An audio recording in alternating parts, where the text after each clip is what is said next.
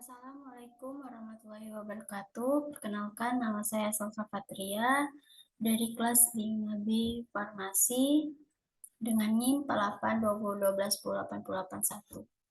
Di sini saya akan menjelaskan tentang cost unity analisis atau CUA. Baiklah, yang pertama ada pengertian. Metode ini menggambarkan outcome tidak hanya sebagai suatu volume atau kualitas, tapi juga dalam satuan kualitas atau manfaat. Hasil penggunaan produk atau layanan kefarmasian. Sebagai contoh, pada outcome panjang masa hidup. Pada metode ini juga diperhitungkan nilai kesempurnaan kehidupan yang didapat tersebut. Tentu saja, hidup yang kurang produktif akan tidak lebih baik daripada perpanjangan masa hidup dengan produktivitas yang masih tinggi, meskipun secara kuantitas tahun hidup diasumsikan sama. Ini adalah jurnal yang akan saya bahas yang berjudul Analisis Biaya dan Nilai Utilitas pada Pasien Hemodialisis yang diberikan terapi eritropoiesis di rumah sakit. Ini adalah studi kasusnya, yaitu penyakit ginjal kronis merupakan keadaan terjadinya penurunan fungsi ginjal yang cukup berat secara perlahan-lahan disebabkan oleh berbagai penyakit ginjal. Penyakit ini bersifat berkembang ke dampak yang buruk dan umumnya tidak dapat pulih kembali. Penyakit ginjal kronis sering diikuti dengan komplikasi anemia dengan prevalensi kejadian anemia pada penyakit ginjal kronis sekitar 73,8%. Insiden anemia pada gagal ginjal kronis stadium 1 dan 2 adalah kurang dari 10%, pada stadium 3 adalah 50%, pada stadium 4 mencapai 60% dan 70% pasien PGK stadium 5 mengalami anemia, sedangkan pada pasien mengalami hemodialisis didapatkan 100% pasien mengalami anemia. Penelitian ini terlebih dahulu dilakukan survei pendahuluan terhadap masalah yang ada di RSUD Prof. Alai Saboe, di mana besarnya jumlah penggunaan terapi eritropoietin pada pasien gagal ginjal kronis yang mengalami hemodialisis yang dapat menyebabkan bertambahnya beban biaya oleh pihak pemberi jaminan asuransi kesehatan dalam mempertahankan hidup dan membiayai perawatan pasien, sehingga peneliti terdorong untuk melakukan penelitian mengenai biaya dan kualitas hidup pasien hemodialisis rawat jalan dengan menggunakan eritropoietin di RSUD Prof. Alai Saboe guna untuk mengetahui analisis biaya dan nilai utilitas dari terapi eritropoietin yang diberikan. Metode yang digunakan yang pertama, desain penelitian. Penelitian ini adalah penelitian prospektif dengan pendekatan cross-seksional. Survei dilakukan berbasis komunitas terhadap sejumlah responden yang merupakan pasien penyakit ginjal kronis yang sedang menjalankan hemodialisa yang mendapatkan terapi eritropoiesis di RSUD Prof. Alai Saboe, Kota Gorontalo, dengan melakukan wawancara langsung kepada responden. Wawancara dilakukan kepada responden, di mana wawancara akan sesuai dengan daftar pertanyaan yang ada pada lembar kelengkapan informasi responden, serta pertanyaan tiap item yang ada pada kuesioner. Yang kedua adalah populasi sampel dan cara pengambilan sampel. Populasi dalam penelitian ini adalah pasien yang sedang menjalankan hemodialisa yang mendapatkan terapi eritropoiesis selama bulan April sampai dengan Mei tahun 2021 dengan jumlah sampel yang ada yaitu 45%.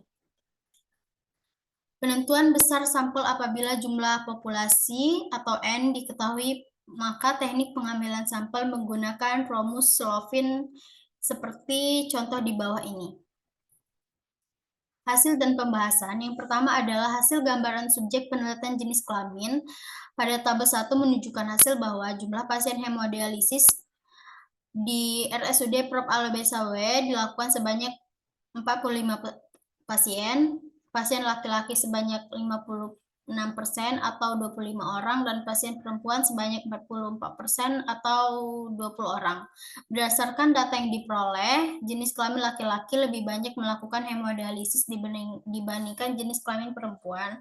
Salah satu alasan bahwa terdapat hubungan antara jenis kelamin, di mana secara klinik laki-laki mempunyai risiko mengalami penyakit ginjal kronis 2 kali lebih besar daripada perempuan.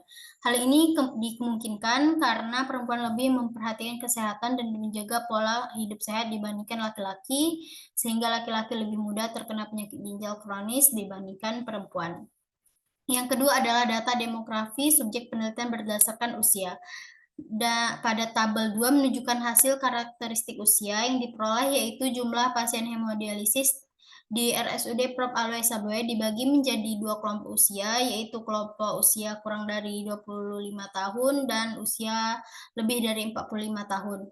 Kelompok usia lebih dari 45 tahun dengan range usia yaitu 45 sampai 75 memiliki jumlah lebih besar dibandingkan dengan usia kurang dari 45 tahun, yaitu range 9 sampai 45 tahun. Dengan perbandingan sebanyak 75,6% atau 34 pasien untuk yang lebih dari 45 tahun dan 24% atau 11% untuk usia yang kurang dari 45 tahun. Berdasarkan data demografi usia pasien yang diperoleh pada kelompok usia lebih dari 45 tahun lebih tinggi dibanding dengan kelompok usia kurang dari 45 tahun.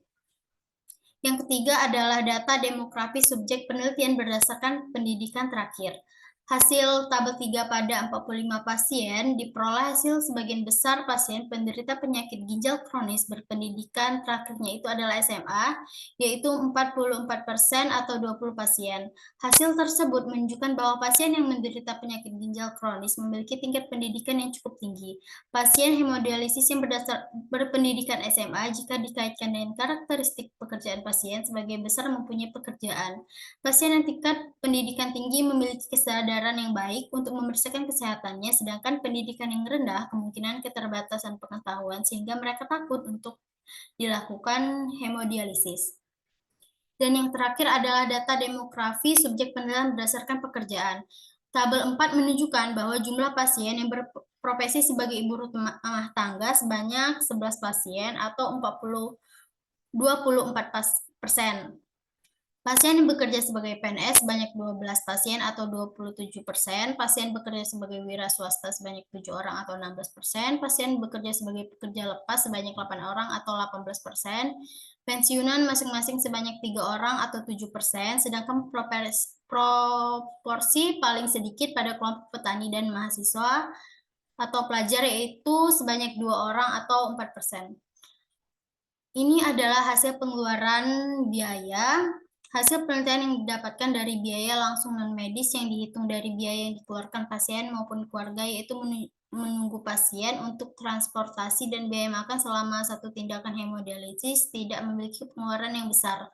Rata-rata pengeluaran seluruh pasien untuk suatu bulan menjalani terapi hemodialisis adalah 605.300 sekian per pasien. Selama 1 bulan terapi, selama menjalani terapi di unit hemodialisa RSUD Prof. Aloy Saboe Gorontalo. Rata-rata pengeluaran untuk biaya transportasi pasien yang harus dikeluarkan yaitu 50.000 dan untuk pengeluaran biaya makan rata-rata harus dikeluarkan pasien adalah 25.000.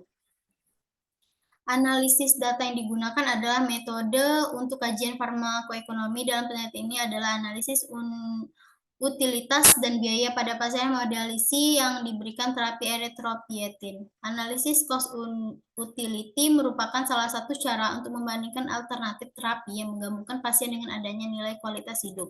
Adapun data yang diambil dalam penelitian ini dimulai dari wawancara terhadap pasien langsung yang mencakup nama, pekerjaan, usia, jenis kelamin, penggunaan terapi, biaya yang dikeluarkan selama hemodialisis. Dan ini adalah kesimpulan yang bisa kita dapatkan adalah berdasarkan hasil penelitian tentang analisis biaya dan nilai utilitas pasien hemodialisis yang diberikan terapi eritropoietin di RSUD Prof. Aloy Saboe, maka didapatkan hasil terapi eritropoietin yang paling banyak digunakan adalah hemapo. Pemberian terapi eritropoietin hemapo tunggal memiliki aktivitas lebih baik dengan biaya lebih murah. Untuk hasil perhitungan estimasi biaya setiap pasien hemodialisis perspektifnya, selama 1 bulan terapi, yaitu adalah 7.112.000.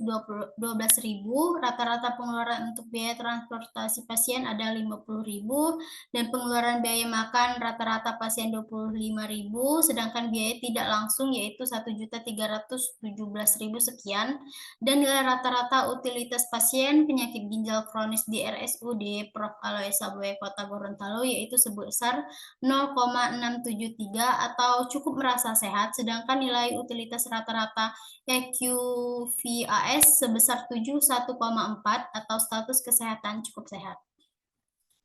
Baiklah, mungkin itu saja yang dapat saya sampaikan. Saya akhiri. Wassalamualaikum warahmatullahi wabarakatuh.